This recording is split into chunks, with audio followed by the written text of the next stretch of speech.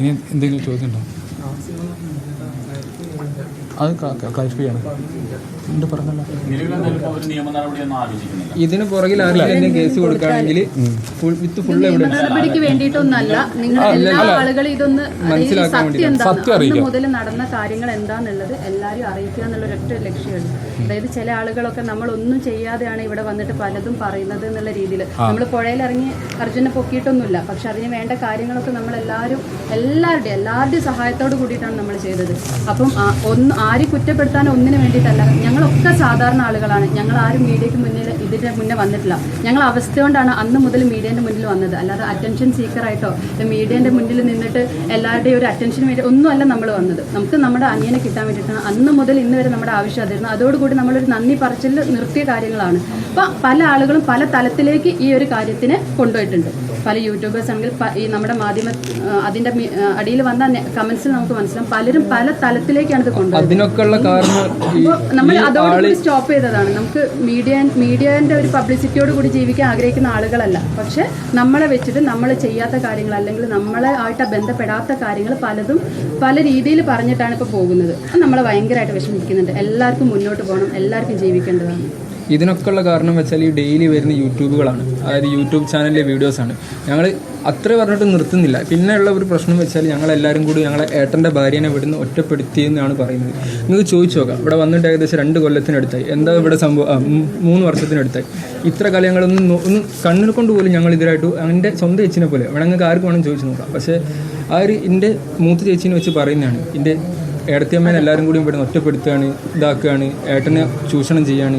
ഇതൊക്കെ ഈ ആൾ കൊടുക്കുന്ന ഇൻ്റർവ്യൂയിലൂടെ നമുക്ക് വരുന്ന നെഗറ്റീവ് ഇമ്പാക്റ്റാണ്. ഞാൻ ഇന്ന് പണിക്ക് പോയിട്ട് എനിക്കത് അനുഭവപ്പെട്ടിട്ടുണ്ട്.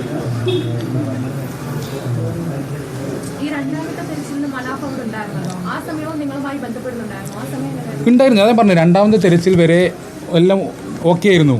പിന്നീടുള്ള ഒരു ഡൈവേർഷൻ ഉണ്ടായി. ഇതിൽ നമ്മൾ ഒരു രീതിക്ക് പോകുന്നു. അദ്ദേഹത്തിന് സ്നേഹം ഉണ്ടെങ്കിൽ ഞങ്ങളോടൊപ്പം ചേർന്ന് ഞങ്ങളുടെ കൂടെ സപ്പോർട്ട് ചെയ്യായിരുന്നു വേണ്ടിയിരുന്നത്.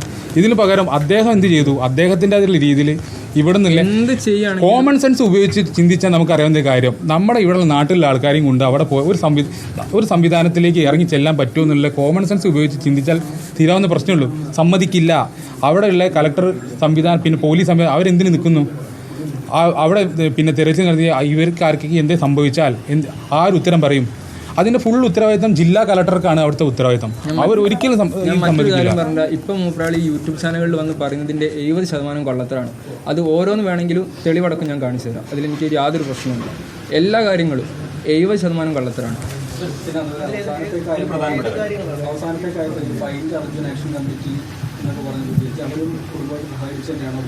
അല്ല, അതാ ഞാൻ പറഞ്ഞത്. അത് അസ്ഥാനത്തുള്ള ഒരു അമ്പാണ്. അതിൻ്റെ ഒരു ആവശ്യം നിലനിൽക്കുന്നുണ്ടായിരുന്നില്ല. ഞങ്ങളത് പറഞ്ഞിട്ട് ഞങ്ങൾ ആ ഗ്രൂപ്പിൽ ആടായെന്ന് വെച്ചാൽ കുറച്ച് വ്യക്തികൾ വിളിച്ചിട്ട് നിങ്ങളിൽ നിൽക്കണം, നിങ്ങൾക്ക് മാത്രമല്ല പിന്നെ മറ്റ് ലോറിക്കാർക്കും ഇതേ അവസ്ഥ വരികയാണെങ്കിൽ പിന്നെ നിങ്ങൾ ആവശ്യപ്പെടും, അപ്പം നിങ്ങളൊന്ന് ഞങ്ങൾ കൂടെ അപ്പോൾ അതിൽ നടക്കുന്ന കാര്യം എന്തെന്ന് വെച്ചാൽ പല ആൾക്കാരും അർജുൻ്റെ പേരിൽ ഫണ്ട് മേടിക്കുന്നു. ആ ഗ്രൂപ്പിൽ നടന്ന സംഭവമാണ്. ഞങ്ങൾക്ക് തോന്നി. പിന്നെ അവർ മുഖ്യമന്ത്രിയെ കാണാൻ പോകുന്നു.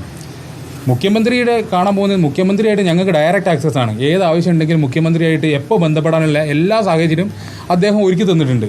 അദ്ദേഹം നേരിട്ട് ഒരുക്കി തന്ന സംഭവം മുഖ്യമന്ത്രിയായിട്ട് ഡയറക്റ്റ് ബന്ധപ്പെടാനുള്ള. അപ്പം ഇവിടുന്ന് ഇവർ പോയപ്പം ഇവിടെയുള്ള പ്രാദേശികമായിട്ടുള്ള ആൾക്കാർ അവരൊന്നും അറിഞ്ഞിട്ടില്ല ഇങ്ങനെ സംഭവം. അപ്പോൾ അവർക്കതെല്ലാം ഭയങ്കര ഷെയിമായിട്ട് ഫീൽ ചെയ്തു. അവരൊന്നും അറിയാതെ അപ്പോൾ അവർ കരുതി കുടുംബവും കൂടി സപ്പോർട്ട് ചെയ്തിട്ടാണ് ഇവർ മുഖ്യമന്ത്രിയെ കാണാൻ പോകുന്നതെന്ന് വിചാരിച്ചിട്ടാണ് അവർ നിൽക്കുന്നത്. അപ്പോൾ ഞങ്ങളതെല്ലാം ഇങ്ങനെ ക്ലാരിഫൈ ചെയ്ത് കൊടുത്തപ്പോഴാണ് ഈ കഥകളൊക്കെ അവരറിയുന്നത്. ഇവർ ഇന്ന കാര്യത്തിൽ കാരണം ഡ്രഡ്ജർ എത്തിക്കുക എല്ലാം ചെയ്യാന്ന് പറഞ്ഞാൽ പിന്നെയും നമ്മൾ മുഖ്യമന്ത്രിയെ പോയിട്ട് ബുദ്ധിമുട്ടിച്ചിരിക്കുന്ന എന്ത് കാര്യം, എന്താ അർത്ഥമുള്ളതിൽ? നടക്കാത്ത കാര്യം നടന്നുകൊണ്ടിരിക്കുന്ന കാര്യത്തിന് പിന്നെയും അവരെ പോയിട്ട് പ്രഷർ ചെയ്യാൻ വല്ല കാര്യമുണ്ടോ? അങ്ങനത്തെ ഒരു സാഹചര്യം ഇല്ല. ഞങ്ങൾ ആ ഗ്രൂപ്പിൽ നിന്ന് അപ്പോൾ തന്നെ ലെഫ്റ്റ് അടിച്ച് കാര്യം പറഞ്ഞു, ഇങ്ങനത്തെ ഒരു ആവശ്യം നിലവിലില്ല, നിങ്ങൾ ഇത് പിരിച്ചു വിടണം എന്ന് അഭ്യർത്ഥിച്ച് ഞങ്ങൾ ആ ഗ്രൂപ്പിൽ നിന്ന് ഇറങ്ങിപ്പോന്നു. അതാണ് ആക്ഷൻ കമ്മിറ്റി ഇതുണ്ടായത്. പിന്നെ അവരുടെ ഇടപെടൽ നിങ്ങൾ എപ്പോഴും മനസ്സിലാക്കേണ്ട ഒരു കാര്യം, ഒരു വ്യക്തിയോ അല്ലെങ്കിൽ ഒരു സംഘടന ഒരു സംഭവം അവർക്ക് ആഗ്രഹം ഇത് തന്നെയായിരുന്നു.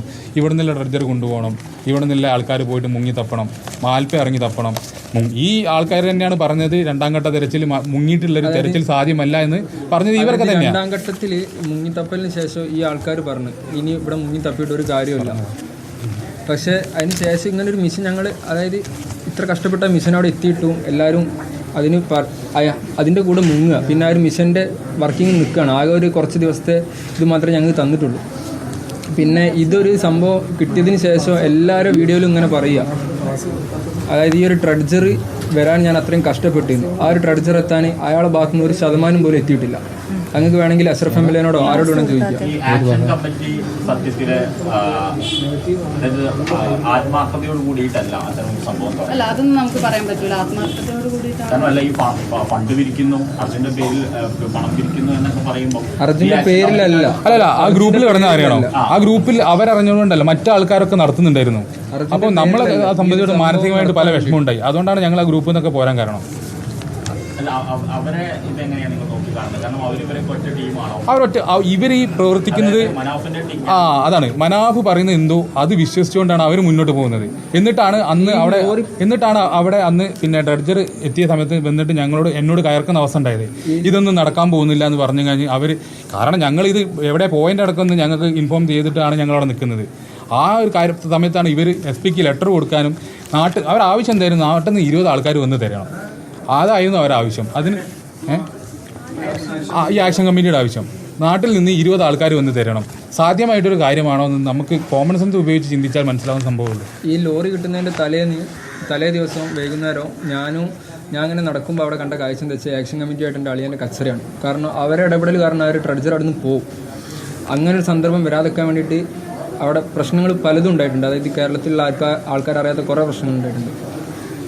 പക്ഷേ ഇത് കിട്ടിക്കഴിഞ്ഞപ്പോൾ എല്ലാവരോടും പറയുന്നത് എന്താ വെച്ചാൽ, ഈ ഒരു ട്രഡ്ജർ എത്തിക്കാൻ ഞാൻ അത്രയും കഷ്ടപ്പെട്ട് അവിടെ പോയി ഇവിടെ പോയി ആൾക്കാരുടെ മനസ്സിൽ സെൻറ്റിമെൻറ്റ്സ് ഉണ്ടാക്കി ഞങ്ങളെ വിറ്റിരിക്കും. ഞങ്ങൾ ഇത് പറയേണ്ട ഒരു ആവശ്യമില്ല. പക്ഷേ ഇത് നിർത്തുന്നില്ല, ഇനിയും ഇത് തുടർന്നുകൊണ്ടിരിക്കും. അപ്പോൾ ഞങ്ങൾ കുറേ ആൾക്കാരോട് ചോദിച്ച് ഇതിനെന്താ ഒരു പരിഹാരം. അപ്പോൾ അവർ പറഞ്ഞതാണ് ഇങ്ങനൊരു മീഡിയ വഴി പുറത്ത് വിട്ടു.